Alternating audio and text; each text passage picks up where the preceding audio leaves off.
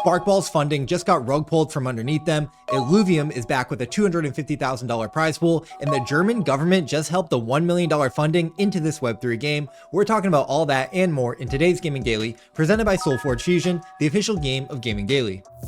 Our first story is unfortunate. Sparkball just shared a really tough update. They were working on finalizing an investment deal that would have funded them through the release next year, but that deal just fell through. Now they're in a very difficult spot, shifting down to a smaller team and going largely silent while they build out phase 1 of their Save Sparkball plan. Credit to them, they said that they're not going to sell anything directly or try to raise money from the community, and say that they feel it would be unethical to raise from their players unless they're confident that they can deliver long term. The team is simply asking for kind words and support on the timeline, but I am asking you guys, if you know anyone who's funding or investing into games, this is one of the best games that we have building in the space, and we see a lot of investment going around, so I really hope that Sparkball can find a way to pull through. Moving on, Illuvium just announced the Illuvium Pro League with a $250,000 prize pool, 3 tournament tiers, and a main event this December. It's a solid structure and it reminds me of what Parallel and even Solforge Fusion have been doing with their events. Illuvium's token is up over 60% the past few days, so maybe people are starting to pay attention again. We know that Illuvium's runway is a bit short. We covered that story in a past Gaming Daily, but Kieran's been bull posting about ramping up marketing and bringing players back. He also wants to make Arena the best auto battler and turn Overworld into a full MMO. I'm always rooting for the teams, but I'm curious, how does all this make you feel about Illuvium right now? And do you think that this will turn things around? Let me know down below in the comments. The Lost Glitches just secured over $1 million in funding from 2 major backers, and one of them might surprise you. One of them is Arbitrum Gaming Ventures, which makes sense, but the other is the German federal government. Apparently they have a games funding program, so kudos to the Lost Glitches for getting creative. According to the game founder Alexei Ivanov, it shows that what they're building matters, both as a creative work and as a new kind of player experience. They plan to use the funds to accelerate card drops, live service updates, and the competitive scene. Big congrats to them on the raise.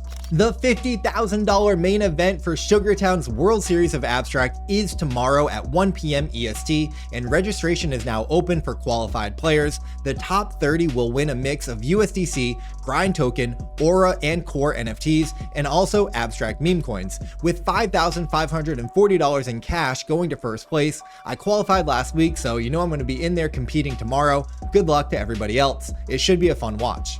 Cambria's Duel Arena is dropping this week, and Jihos says that it's a major laboratory for risk to earn mechanics. He also drew comparisons saying that Duel Arena is inspired by the banned Duel Arena mechanic in old school RuneScape, where players bet on 1v1 PvP battles, but it eventually got shut down for creating too much real money trading, according to JagX. However, Jihos says that crypto gaming is the perfect space for these kinds of mechanics. I have to agree.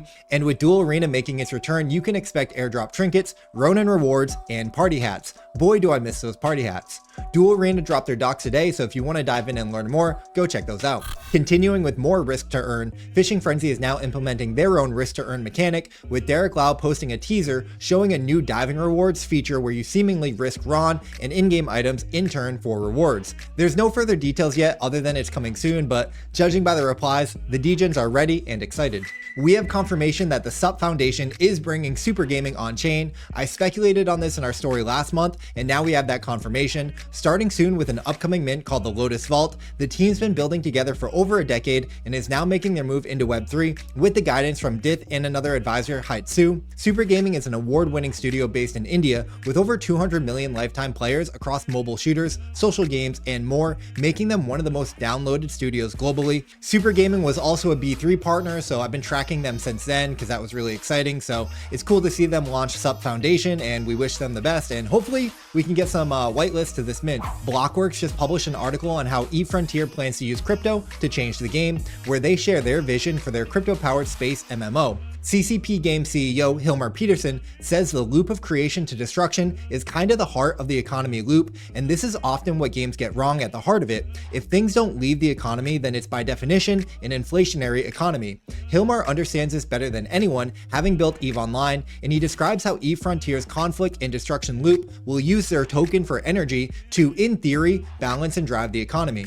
He also discusses their smart assemblies, which are essentially in-game items as smart contracts. It's all very fascinating and super cool. And again, I think eFrontier is one of the most interesting crypto gaming projects out there, so it's always cool to get a deeper look at what they're building. And in our final story, Yatsu and Animoca brands just announced their public support for the Tower ecosystem with open market buybacks of the Tower token. This follows similar support that we saw for Cross the Ages earlier this year and marks renewed backing for one of their earliest Web3 gaming tokens. Tower is currently being used in Crazy Defense Heroes and Rec League Versus, which we covered a few weeks ago, and they're also trending on both Farcaster and the base app, so congrats to them. And just like the CTA token, it's pumped on the news, up over 85% on the day. Yatsu says that Web3 gaming is alive and key to building real on-chain economies, so it's cool to see their continued support of Animoca games. Today's Gaming Daily is powered by Solforge Fusion, the official game of Gaming Daily.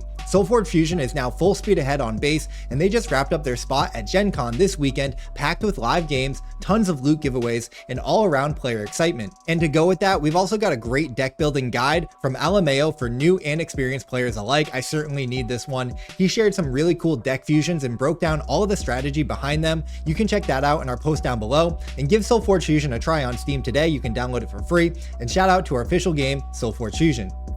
And that's going to do it for today's video, guys. Thank you so much for watching, especially if you made it this far. I say it every day, but like, I just appreciate you guys. I'm also like super corny with the titles down below, but I don't know, guys. That's me. That's Icy. I'm very corny.